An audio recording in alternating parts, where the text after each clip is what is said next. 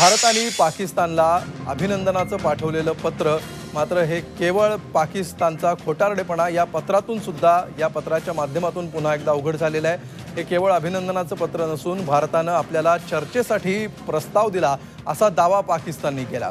त्यानंतर असा कुठलाही प्रस्ताव भारताकडून दिलेला नसल्याचं भारत सरकारकडून स्पष्ट करण्यात आलं। हे केवळ अभिनंदनाचं पत्र होतं, या व्यतिरिक्त या पत्रामध्ये इतर काहीही नव्हतं असं भारताकडून स्पष्ट करण्यात आलं। आणि त्यानंतर मात्र पाकिस्ताननं पुन्हा एकदा सारवासारव केली आहे। त्यामुळे पाकिस्तान तोंडघशी पडल्याचं पुन्हा एकदा स्पष्ट झालेलं आहे आणि पाकिस्तानच्या खोटारडेपणाचा बुरखा पुन्हा एकदा फाटला आहे।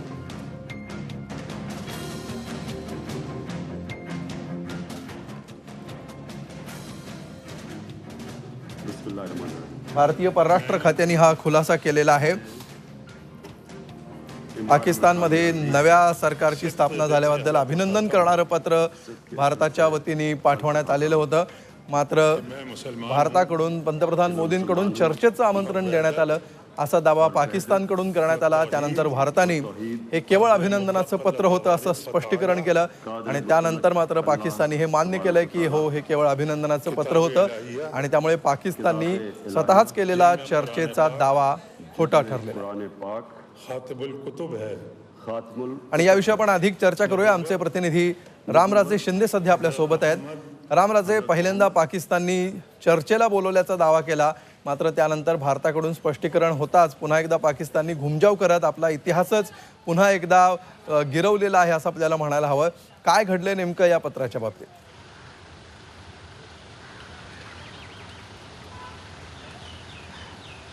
अमोल, खरं तर पाकिस्तानचे जे नवीन प्रमुख झालेले आहेत इम्रान खान यांना क्रिकेट चांगले येतं, त्यामुळे चेंडू कधी आणि कुठे टोलवायचा हे सुद्धा त्यांना चांगलं कळतं।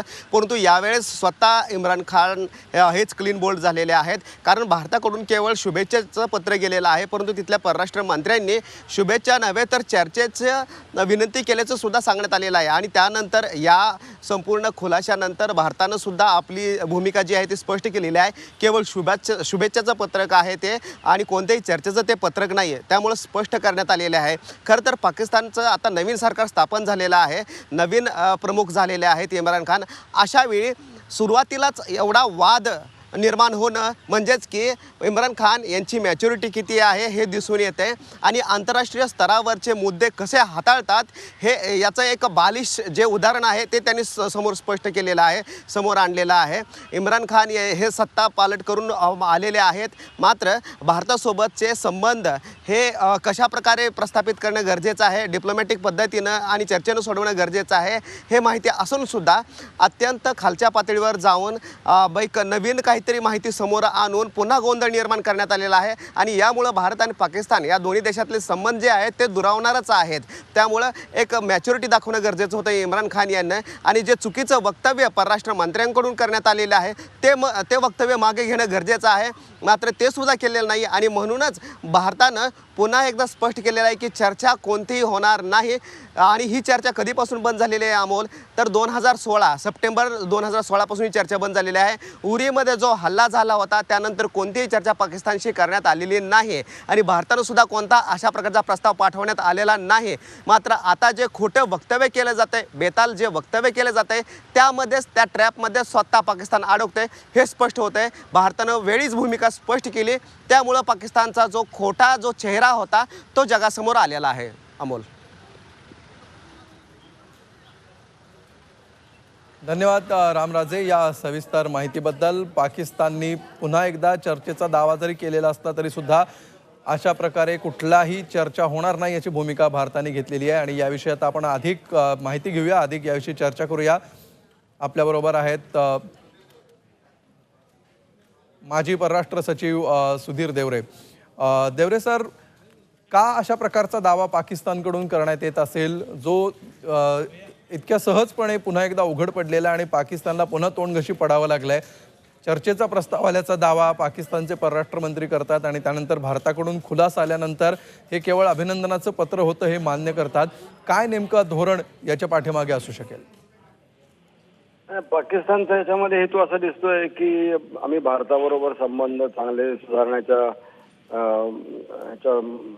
फेवरमध्ये आहोत आणि आम्ही त्यासाठी प्रयत्न करणार आहोत आणि आता नवीन आमचे पंतप्रधान आहे ते दाखवण्यासाठी अशा प्रकारचा दावा करतायत. परंतु भारत सहजासहजी पाकिस्तानकडनं कुठलीही स्टेप यासंबंधी न घेतली असताना अशा प्रकारची चर्चा सुरू करील हे असंभाव्य आहे. त्यांना माहिती आहे पुन्हा चांगलं ते. भारताकडून जाणारं पत्र फक्त अभिनंदनपर असतं.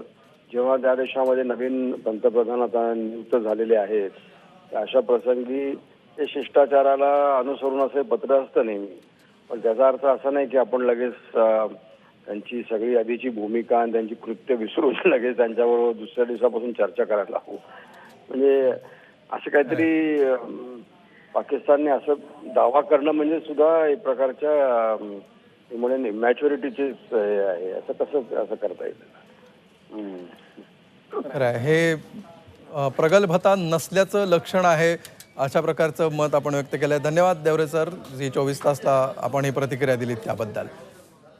पाकिस्तानकडून आपली प्रतिमा आंतरराष्ट्रीय स्तरावर सुधारण्याचा एक बालिश प्रयत्न म्हणून या सगळ्या प्रयत्नांकडे सध्या पाहिलं जात आहे आणि त्यामुळे अशा कुठलाही ठोस पुरावा नसताना केवळ भ्रम निर्माण करून आपली प्रतिमा सुधारण्याचा प्रयत्न हा कधीही यशस्वी होणार नाही हे भारताने दिलेल्या प्रत्युत्तरानंतर काही तासांच्या आतच स्पष्ट झाले.